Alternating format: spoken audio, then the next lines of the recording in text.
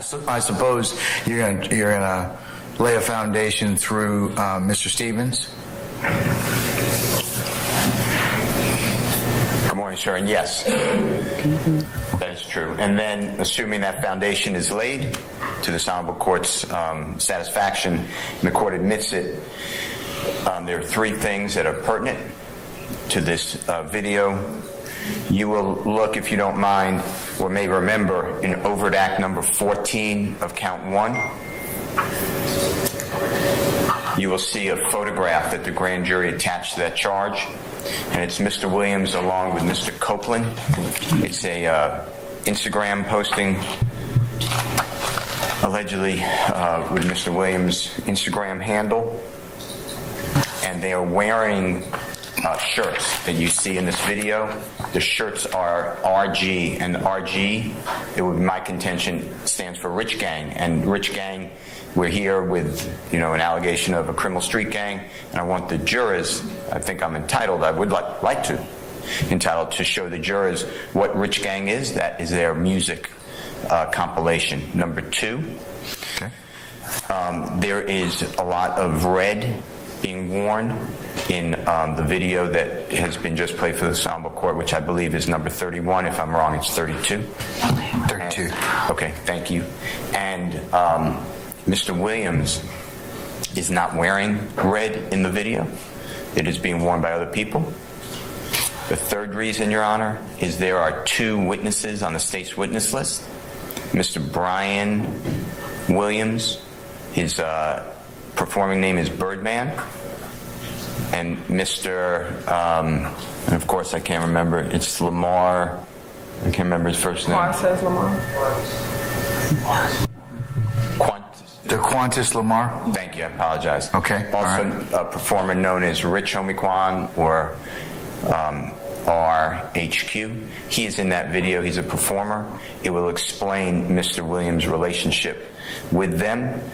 And this is not a statement as in OCGA section 24-8-801D2A as in Lisa and Alpha, because I am not looking for this statement or these words of Mr. Williams.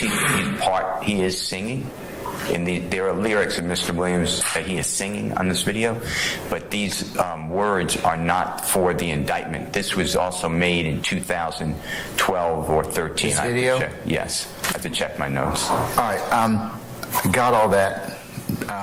Why do you think that Mr. Stevens would be a better witness for a foundation rather than either Birdman or Mr. Williams or Mr. Lamar? Rich Homie Quan. If they're in the video and if they're going to be called, why wouldn't it be better to lay a foundation through them? 2 reasons. First of all, I believe that Mr. Stevens can. This is a public domain. It doesn't make a difference if it's public or not. You still have to have some basis of frame of reference to then kind of just lay the foundation from that. You still have to kind of orient it as to place and space. And I'm not saying that it's not admissible. It's just I don't think that unless he has some nexus with that. I mean, then we'd be up here all the time and you'd just be showing people, did you understand this? Or does this the person that we're looking at? You've got to have context. And if he can't provide context, he's not the best person to probably lay the foundation for that. I mean, he can state the obvious, but he's got no context. Much like, or different like if you have Mr. Williams or Mr. Lamar come in and they say, okay, well listen, yeah, I'm in the video, and let me tell you, in 2012 or 13 with the foundation, this is what was going on, and here's why we're singing about rich guy. Do you see the difference? No. Well, okay. We'll have to disagree professionally on that one. I'm not trying to disagree. No. Look, you're asking me a question. I'm asking you a question, but I'm also telling you why I would probably sustain the state's objection. At this point, I think from the court's perspective, it's admissible. It's just not admissible through him. Well, I'm going to then ask the court to reconsider for two issues. First of all, and I know every ruling is different. I'm aware of that. But the pushing P video that is directly in the indictment, Mr. Stevens did not have any type of nexus to this. And it was objected to. And I'm telling you, I'm telling you why I as the gatekeeper are not going to continue on that line of introduction. Then I don't want to raise a frivolous motion. No. That is the gatekeeper that you are going to do, and that the gate's not opening up right now. Yeah, I mean, I'm just telling you. Again, I think the evidence is relevant and it's admissible for the reasons you just told me. Now, I understand that, this is the state's case in chief, and you're trying to get out what you need. He's just not the witness to do so. Okay. Well, I also like in the court to, when I make the motion, I'm making it now. Then any of the state's witnesses who are going to talk about lyrics, going to talk about videos, going to talk about photographs, they have no nexus. They are just pulling things off the internet that's in the public domain. And then if this honorable court just adopts this, or not adopts, if enforces this ruling, then I'm making a motion to exclude that evidence. I rule on what's in front of me, okay? It's disingenuous to say that, okay? I look at what is presented before me. I try and get it right for both sides. I am not admitting or excluding evidence in a vacuum. So for you to say that is disingenuous to the court. I'm going to look at the evidence depending upon the facts and circumstances of what I have before me. If the state has an issue with foundation, I'm gonna hold them accountable as well. And remember what I told you about the lyrics and everything else. It is dependent upon what is presented in terms of a foundation. And I believe I made that very clear when we argued that motion with Mr. Carlson. So I'm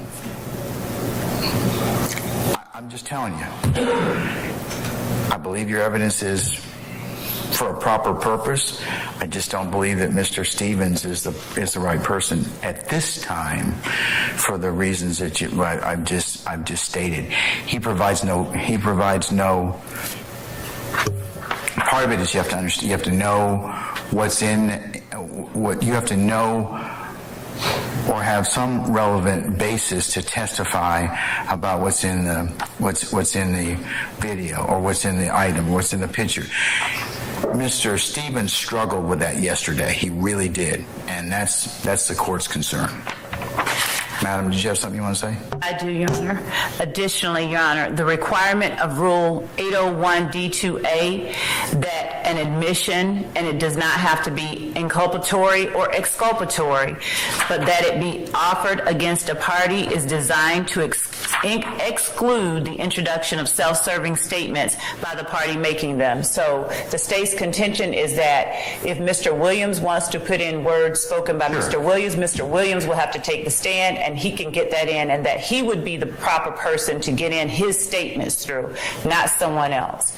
That is the reason that we are objecting. As strenuous as I've ever been before a court, disagree. I am not using these lyrics or statements for any type of truth of matter. I am not. I am showing what I told the court.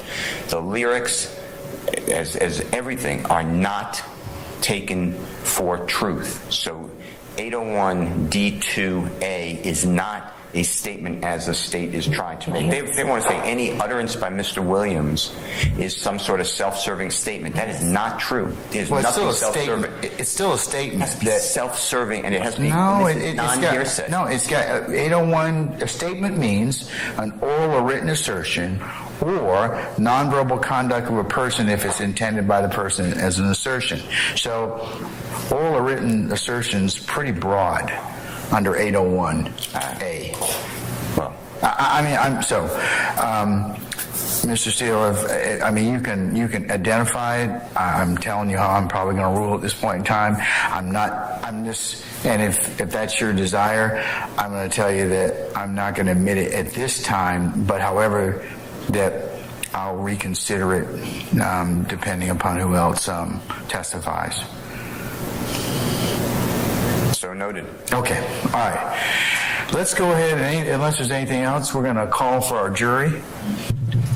Sergeant Ingram?